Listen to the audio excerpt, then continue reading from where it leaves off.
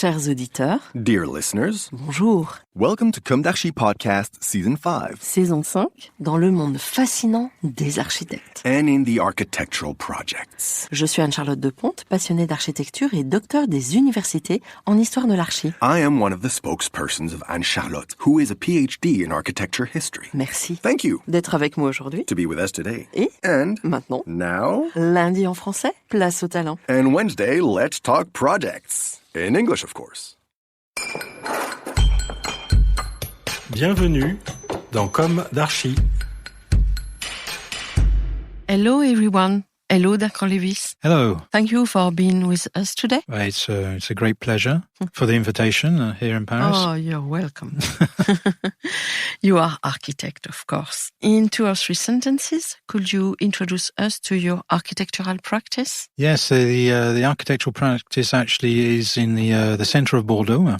In the southwest of France. We actually working from Bordeaux because it gives us a lot of flexibility to go in different areas in Europe.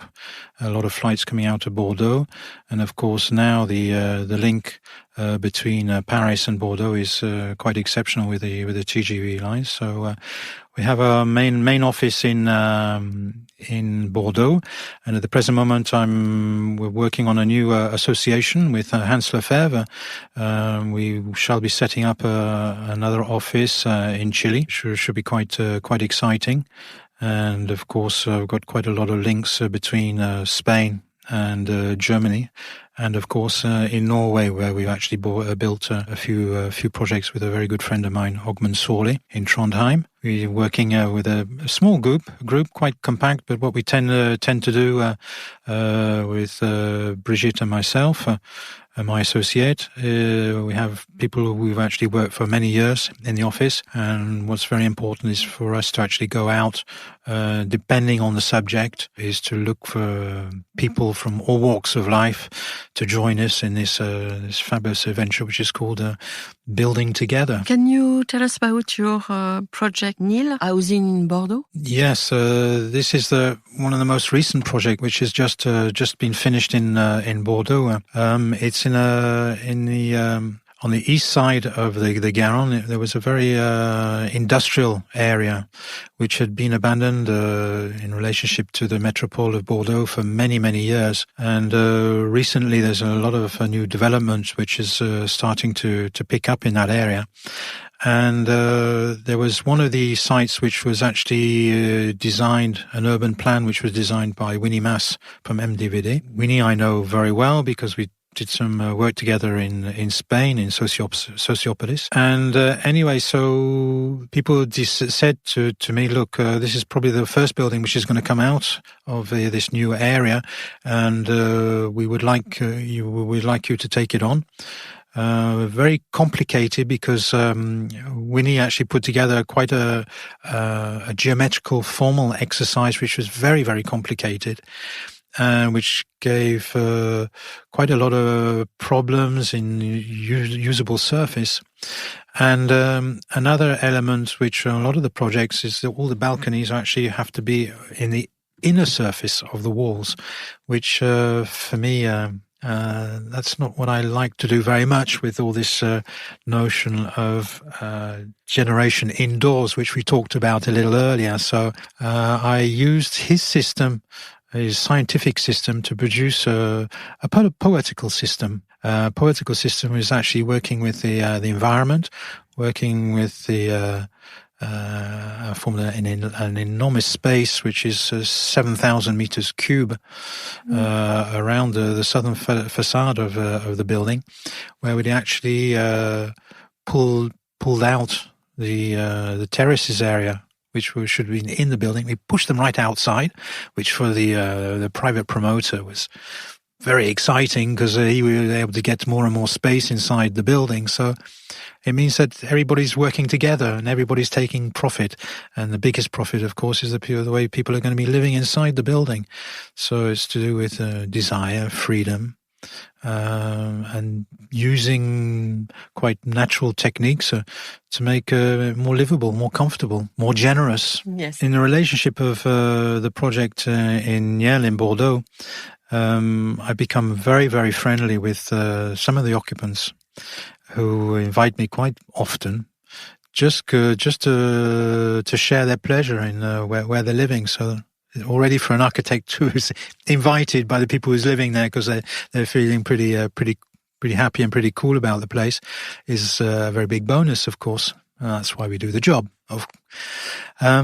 That brings me into another exchange which I had with somebody who was living in one of the buildings in the City Manifest, which we did a few years ago with Jean Nouvel, Jean-Philippe Hanan, Le Caton Vassal, Shigeruban and Mathieu Potvin. One day, it was about 6 or 7 years after we'd actually given the project in, I received a small letter in the post and from Mulhouse, and it didn't have the Sumco, which was the office HLM.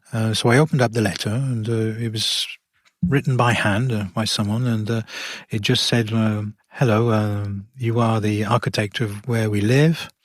And they just actually wrote about where they were living, how they were feeling, how much pleasure they had, the pleasure in relationship to the year, the changing of the year, the changing of the sunlight, that they actually have spaces which they can actually modify themselves, and they're very happy about that. And anyway, this letter is a very big bonus for me, because it's even a better way that I could actually write about the project itself. And at the end of the letter, they just said, well, thank you very much. And we would like to invite you to come have a meal with us on our terrace area in this building, which was given for the whole quartier, because your project has actually produced a quartier and not just a building. So I was very honored by that, and I actually went and we had a meal together. So that's one of the best bonuses you can have in the work which you're doing, because we do that all day and every day. We're doing it for other people, not for ourselves. I don't give a damn about egocentric things. It's just trying to pass on the things which I feel have use in relationship to people and the context where we're producing habitation. Very interesting. So a lot of people actually come to me and say, how do you feel about this ecological sort of dilemma, which everybody's talking about? And I said, yes, but it's always been there. And the notion of actually building is something quite anti-ecologic. So I think you have got to be very, very careful is to put rules onto things to make sort of like responses. So this notion about actually maybe reusing infrastructures, reusing buildings in a different way than we have been thinking about in the past. This little thing about rehabilitation, I think it's very, very interesting, very important. But that actually brings me into play about thinking about the landscape. It's thinking about the landscape in a way that most landscapes have actually been modified by man throughout the world. That's quite clear for everybody. So rather than thinking about things in a very conservative way, maybe we would actually see what is the best way to put man into those landscapes which he has already modified. And maybe that can actually produce different ways of thinking about people and for people. And I think that's what could be very interesting, rather than taking things from one extreme to another. Because for me, thinking about architecture is firstly thinking about the project even 4, 5, 6 kilometers beforehand, before you're arriving. So it's and that brings me into play when I was in Japan, is actually going into a Japanese traditional house. There are ways to come, there are ways to turn, to take your shoes off, to come, to go through the different layers. You don't know whether you're inside or outside. There's a lot of ambiguity, but that's a richness. And I think that's a richness which we should continue to develop and continue to use because what is life about is about pleasure and sharing that pleasure. Mm-hmm. And if we can think about pleasure as being a very vital material like time, I think that could be quite an important way to think about ecological. And I use the word ecological in a very relaxed way. Yes. Very, very relaxed way, because... I don't know the word in English, dogma? Dogma? Yeah, dogmatic, yes. When it's dogmatic, it's difficult. Yes. So what's the most important is to take pleasure, take pleasure. And I don't know, sometimes I joke and I say, well, I do quite ugly buildings, which are not finished. And it's because I want to give it time. Mm-hmm. It's just like ourselves. We change with the time. And I think that's what's important. Yes, we try to keep our being young. It's in the mind. It's in the mind. So that's what we actually should, I think, apply in general terms, thinking this notion how to work for people. Mm-hmm. And thank you very much. Thanks for the information, the invitation. Bye-bye, everyone, and see you next Wednesday for new Comdarchi in English. Take care of yourself. Bye. Cheerio now. See you soon. See you soon.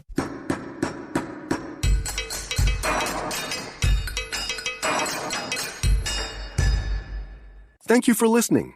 And thanks to the sound engineer who was collaborating with us today. Don't forget to tune in to our previews on Instagram at comdarchipodcast. If you enjoy this podcast, don't hesitate to promote it by giving it 5 stars and a little comment on Apple Podcast or on your favorite podcast platform. And above all, subscribe to listen to all of our episodes for free. See you soon, and until then, take care of yourself.